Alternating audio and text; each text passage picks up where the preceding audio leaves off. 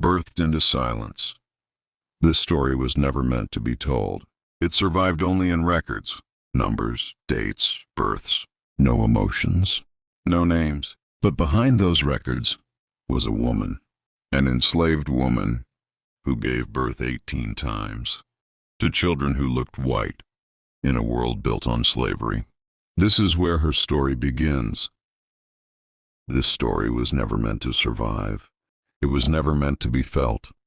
It was designed to exist only as ink on paper, cold and unemotional, written by hands that never shook while recording suffering. It lived inside plantation ledgers where lives were counted the way animals were counted, where births were listed without joy and deaths without grief. In those records, humanity was inconvenient, so it was ignored.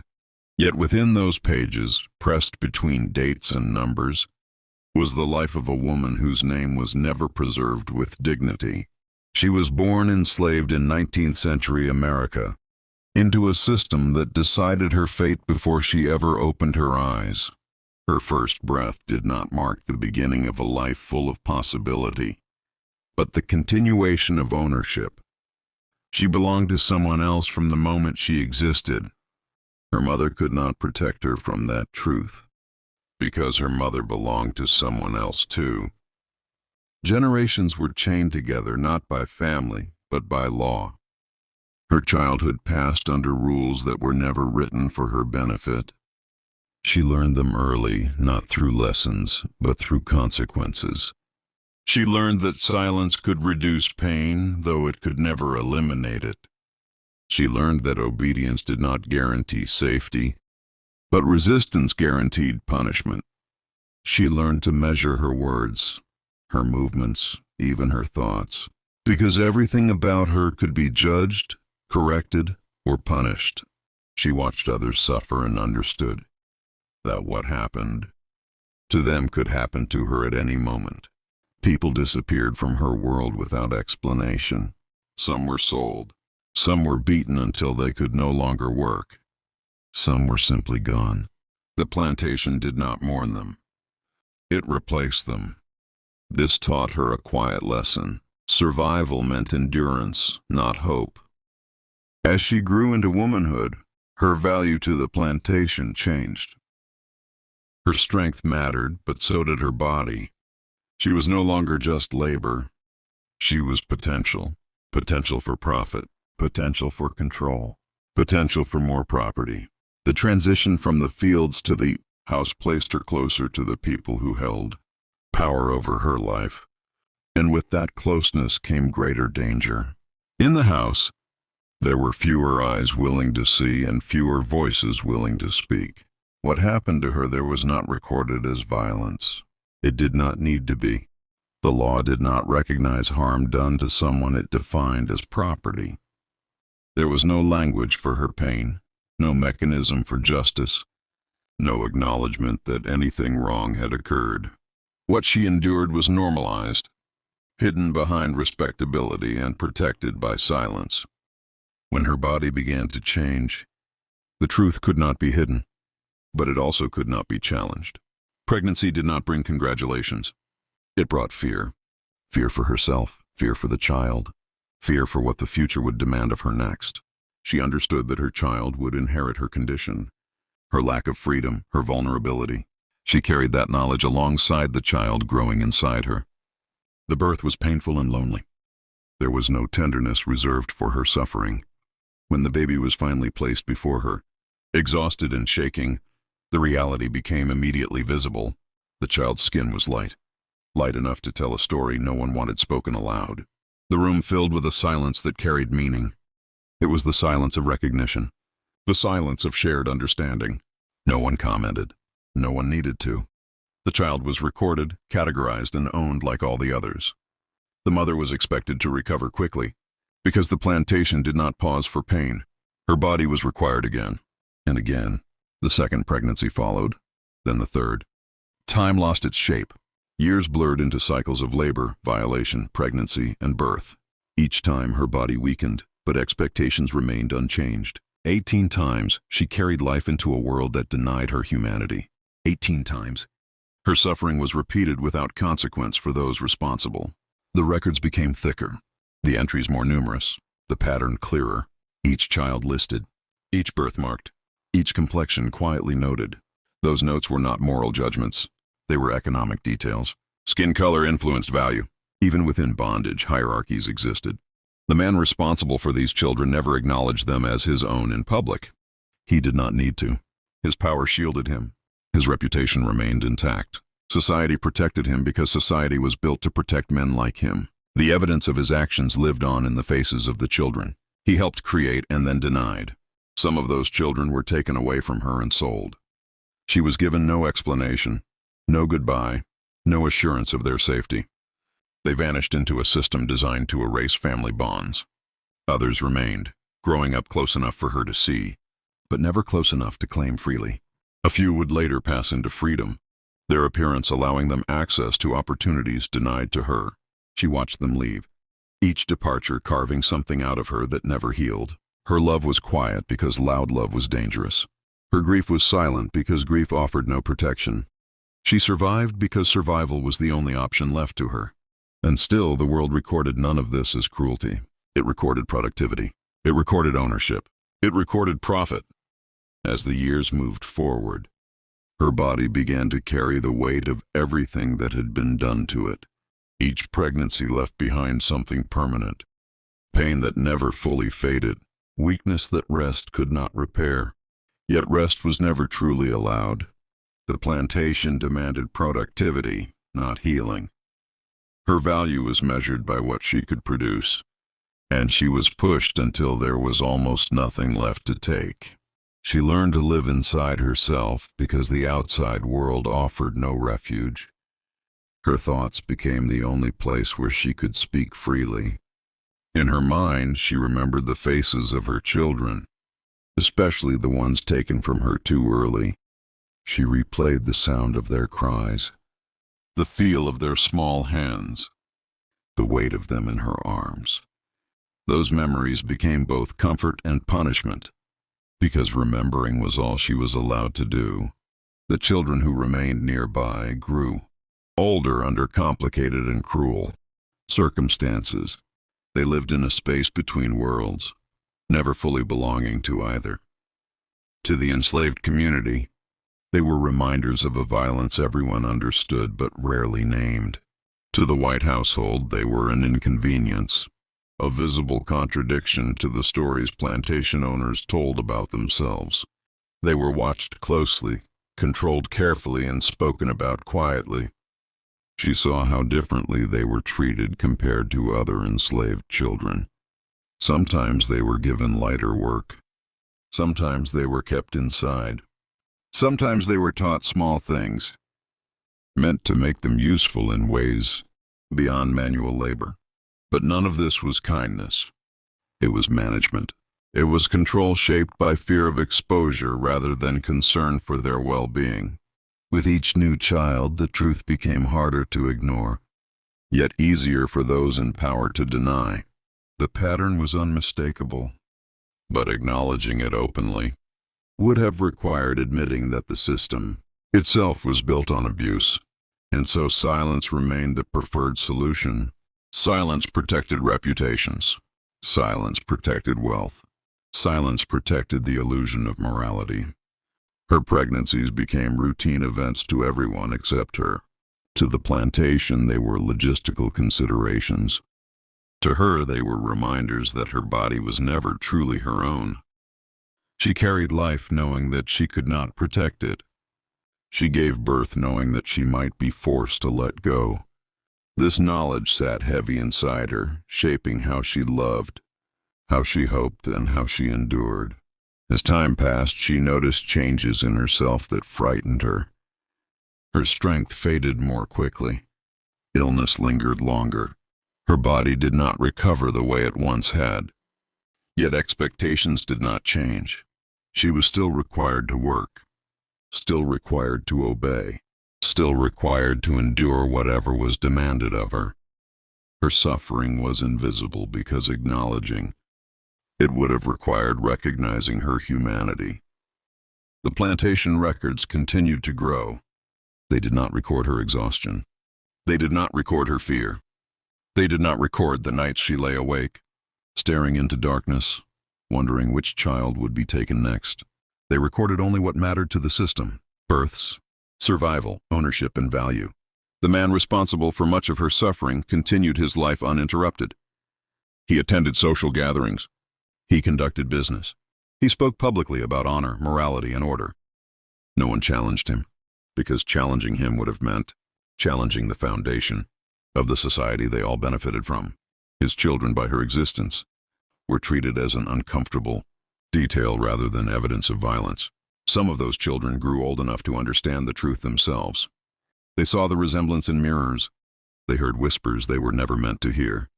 They felt the tension in rooms when they entered. For some, this knowledge became a burden they carried silently. For others, it became something they tried desperately to escape by denying their origins altogether. She watched this happen with quiet pain. She understood why some of them distanced themselves from her. Survival demanded difficult choices. Passing as white offered safety, opportunity, and freedom in a world that punished blackness relentlessly. She did not blame them, even as it broke her heart. Love, for her, meant letting them go if that was the only way they could live. When whispers of freedom began to circulate, they came with uncertainty rather than hope. Freedom sounded fragile, conditional, and dangerous. She had lived her entire life under control, and the idea of that control disappearing did not automatically mean safety. She had seen promises broken too many times to trust easily. When slavery finally ended, it did not come with healing. The scars on her body remained. The memories remained. The losses remained. Freedom did not return the children who had been sold away. It did not restore her health. It did not give her justice for what had been done to her. It simply changed the rules of survival. She had to navigate a new world with little support, little protection, and no compensation for the life that had been taken from her piece by piece. The same society that once owned her now largely ignored her. She became invisible in a different way, no longer property but still not valued. The records that once tracked her so carefully eventually stopped. Not because her life no longer mattered, but because the system moved on to new priorities. Her suffering had served its purpose. Her body had produced what it was expected to produce. And then, quietly, she faded from official memory. But the truth did not disappear with her. It remained embedded in the documents, in the faces of her descendants, in the contradictions of a nation built on freedom and exploitation at the same time. Her life became a silent accusation, preserved unintentionally by the very system that sought to control her. Even now, when those records are studied, they force uncomfortable questions. They reveal how deeply violence was woven into everyday life. They show how exploitation could be normalized, justified, and hidden behind respectability. They remind us that history is not only made of events, but of lives endured in silence. She never stood before an audience to tell her story. She never held power, wealth, or recognition. Yet her life challenges the narratives that try to soften the past. Her existence refuses to be ignored, because it exposes truths that are still difficult to face. And still, this is not the end of her story. Time passed in a way she could no longer measure. Days blended into nights, seasons passed without meaning, and years stacked on top of each other like weight she was forced to carry. Her body became a record of everything that had been taken from her. Every ache, every weakness, every scar told a story that no one had ever asked to hear. Pain became familiar, almost expected, and that familiarity was its own cruelty. She stopped hoping for kindness, because hope had proven to be dangerous. Hope created expectations, and expectations led to disappointment. Instead, she focused on endurance, on surviving each day without drawing attention, on keeping her head down, her voice quiet, and her emotions hidden. The world had taught her that visible pain invited punishment, not compassion. Her children grew, and with them grew the distance between them and her. Not because she loved them less, but because the world demanded separation. Some were moved away without warning, their absence explained with a few careless words, as if a life could be replaced as easily as a tool. Others remained close enough for her to see, but far enough that she was never allowed to forget her position. She was their mother, yet she was not allowed to protect them, guide them, or even grieve openly for them. She learned to recognize the sound of footsteps that meant loss, the way conversation stopped when she entered a room, the look on another enslaved woman's face that warned her something bad was coming. These signals became part of her daily awareness, a constant state of readiness for pain. Even moments of quiet were uneasy, because quiet often came before something was taken. The children who looked like her captor lived in a constant state of contradiction. They were reminders of what had been done, walking evidence of a truth no one wanted to name. They were watched more closely, controlled more carefully, and punished more subtly. Their existence was tolerated but never fully accepted. They belonged nowhere, suspended between privilege and punishment, never allowed to forget either. She saw how this confusion shaped them. Some grew quiet, learning early that silence was safer. Others grew angry, their frustration leaking out in ways that brought consequences. A few learned to perform obedience perfectly, hiding their thoughts behind practiced expressions. Each of them adapted differently, but none of them escaped the damage. Her role in their lives was reduced to observation. She watched them change, knowing that the distance between them was intentional. Emotional separation made physical separation easier. It reduced resistance. It reduced grief that might slow productivity. The system understood this well. It was designed to break bonds because broken bonds made control easier.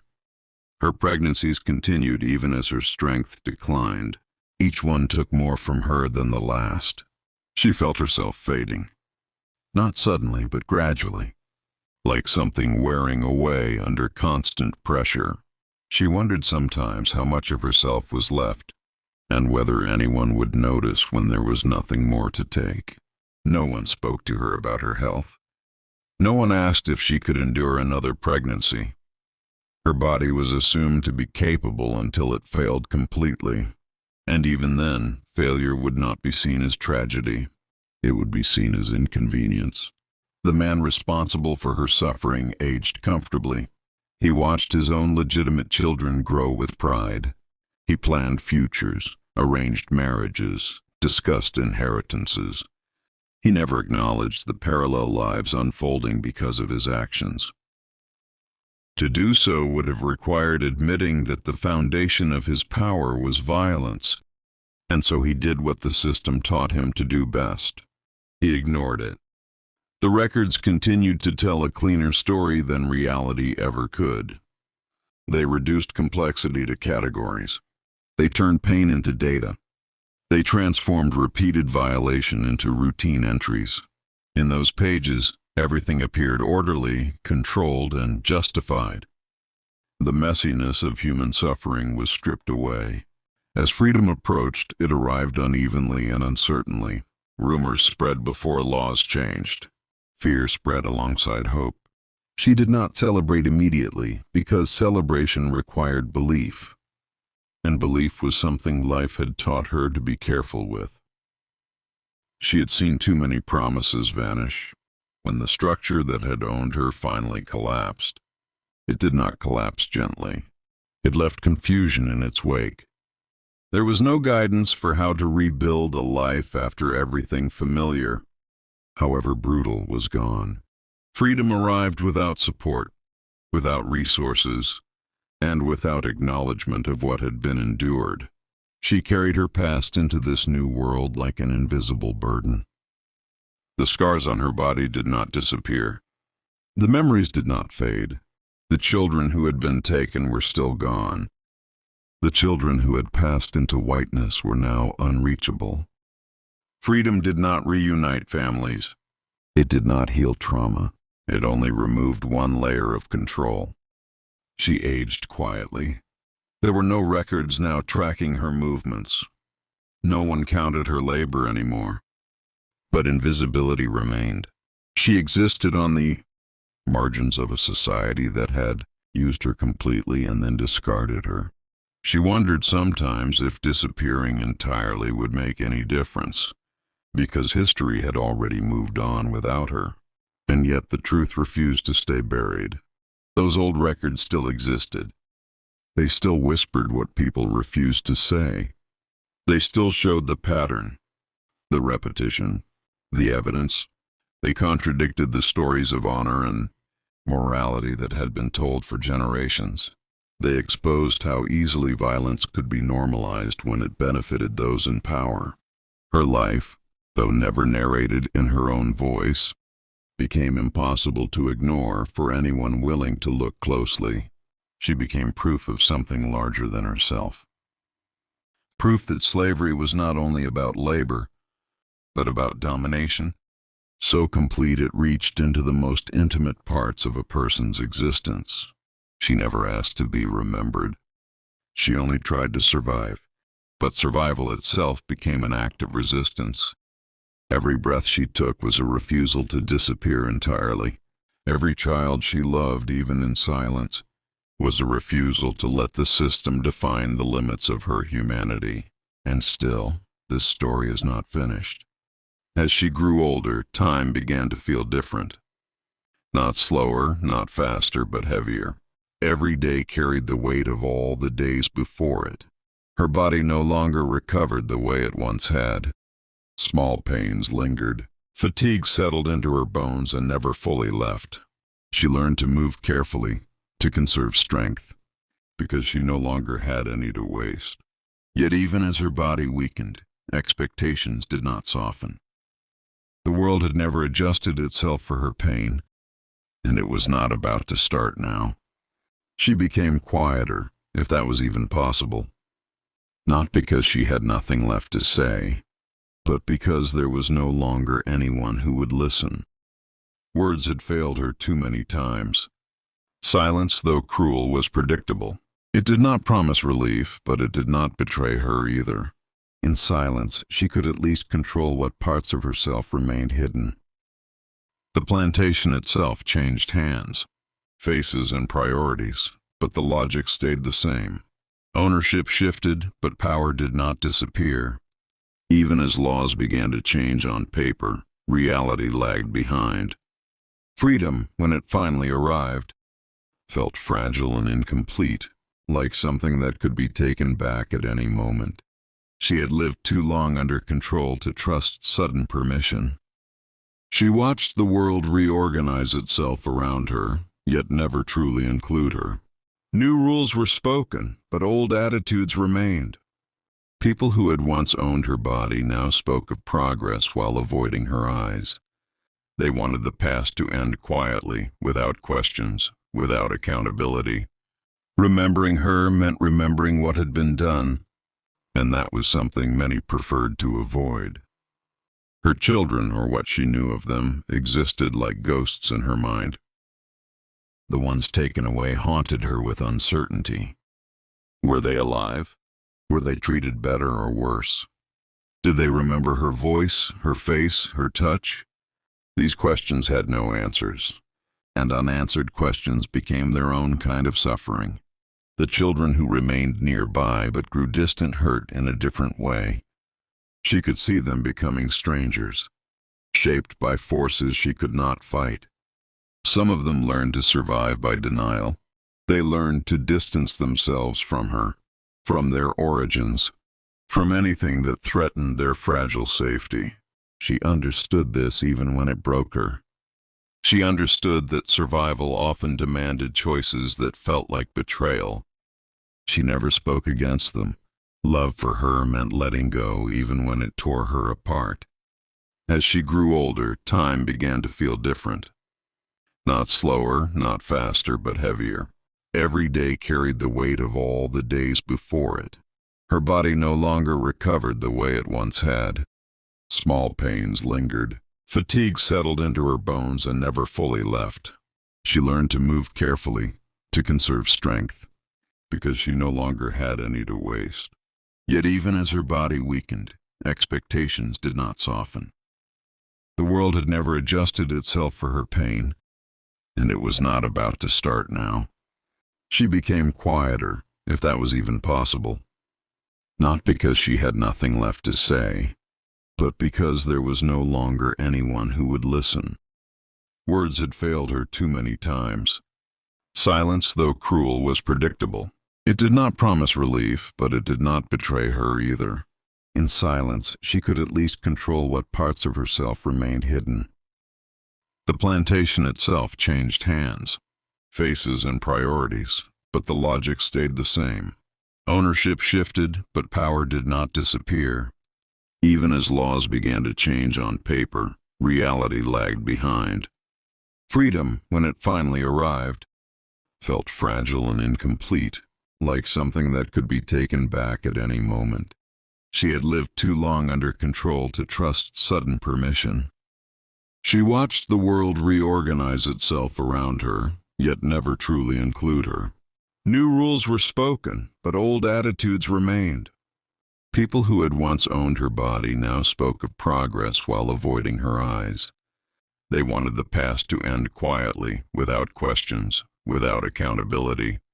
Remembering her meant remembering what had been done, and that was something many preferred to avoid. Her children, or what she knew of them, existed like ghosts in her mind. The ones taken away haunted her with uncertainty. Were they alive? Were they treated better or worse? Did they remember her voice, her face, her touch?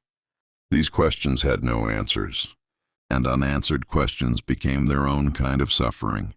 The children who remained nearby but grew distant hurt in a different way.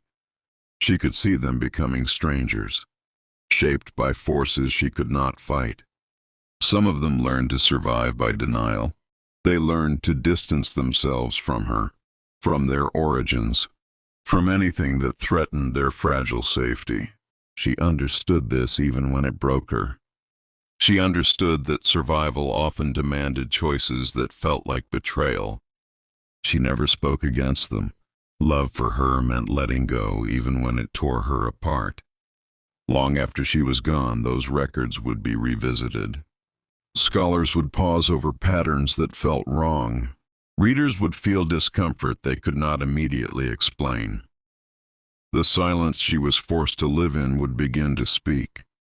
Not loudly, but persistently. Her suffering would resist being smoothed over. She had lived her entire life being told, directly and indirectly, that she did not matter, that her pain was irrelevant, that her body existed for others. And yet the truth survived her.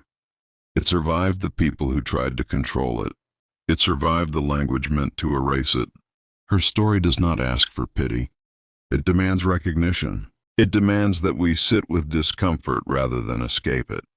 It demands that we understand how easily systems can normalize cruelty when it benefits those in power. She gave everything she had because she was never allowed to keep anything for herself. And even though her name was not preserved with care, her life stands as a reminder that history is full of voices that were silenced, not because they had nothing to say, but because what they said was too painful to hear. In the last years of her life, the world around her felt quieter, not because suffering had ended, but because she no longer had the strength to react to it. Her body moved on memory more than energy. Each step carried caution. Each breath reminded her of how much had already been taken. Pain no longer announced itself sharply. It settled in her bones and stayed there, like something permanent. She accepted it not because it was bearable, but because resistance required energy she no longer had. People passed by her without knowing what she had survived. To them, she was just an old woman whose presence blended into the background. They did not see the years carved into her posture, the losses written into her eyes, or the history etched into her silence. They did not know that her body had once been treated as a resource, used until it was almost emptied. And even if they had known, most would not have known what to do with that knowledge. Her memories grew heavier as her future grew smaller. She remembered the sound of her children's breathing when they were newborns, the way they felt in her arms before the world claimed them. She remembered the fear that came with every pregnancy, the certainty that something would be taken again. These memories did not fade with time. They sharpened. They became more vivid as the rest of the world slowly slipped away. She wondered sometimes if any of her children thought of her, if any of them carried questions they could never answer, if any of them felt an absence they could not name. She hoped they were safe, even if safety meant distance from her. That hope was the last thing she allowed herself to keep. Everything else had already been taken. The world continued its work of rewriting the past. Stories were softened. Responsibility was blurred. What had been violence was reframed as inevitability. What had been exploitation was discussed as economics, and people spoke of progress as if it erased what came before. She understood then that forgetting was not a failure of memory, but a choice to protect comfort at the cost of truth. Her own life had become inconvenient to that narrative. She did not fit into stories that wanted clean endings. Her existence raised questions that had no easy answers. So she was left out, not with cruelty, but with indifference. Indifference proved to be just as effective. When she died, there was no announcement, no marker placed with care, no record that captured who she had been beyond what she had produced. The world did not pause. It rarely does. Her death was quiet, consistent with the way her life had been forced to exist. But silence did not mean erasure. Long after she was gone, the records remained. Those cold pages, written without intention to honor her, became the very thing that preserved her truth. The repetition could not be explained away. The patterns demanded attention. They spoke of a system that reached into the most intimate parts of human life and claimed them as property. People who later encountered those documents felt unease. Something in them resisted easy interpretation. The numbers told a story that words had tried to hide. They revealed how normalized cruelty could become when wrapped in law, tradition, and profit. They revealed how easily humanity could be denied when it threatened power. Her life became evidence, not because she chose it, but because truth has a way of surviving despite every effort to bury it. She stood unknowingly, as proof against the lies told to make the past more comfortable, proof that slavery was not only chains and labor, but violation repeated so often it became routine. She never stood before anyone to demand recognition. She never asked to be remembered. She only endured, and in that endurance she left behind something stronger than intention. She left behind a challenge to listen when records speak, a challenge to sit with discomfort rather than look away, a challenge to understand that progress built on silence still carries the weight of what was silenced. Her name may never be known with certainty, but her story exists now beyond her. It lives in questions that refuse to disappear. It lives in the discomfort that rises when truth interrupts comfort. It lives in the understanding that history is not only what is celebrated, but what is survived. She gave birth to 18 children in a world that denied her humanity. She lived and died without justice, and yet she was not erased, because as long as her story is told, the silence she was forced into does not win.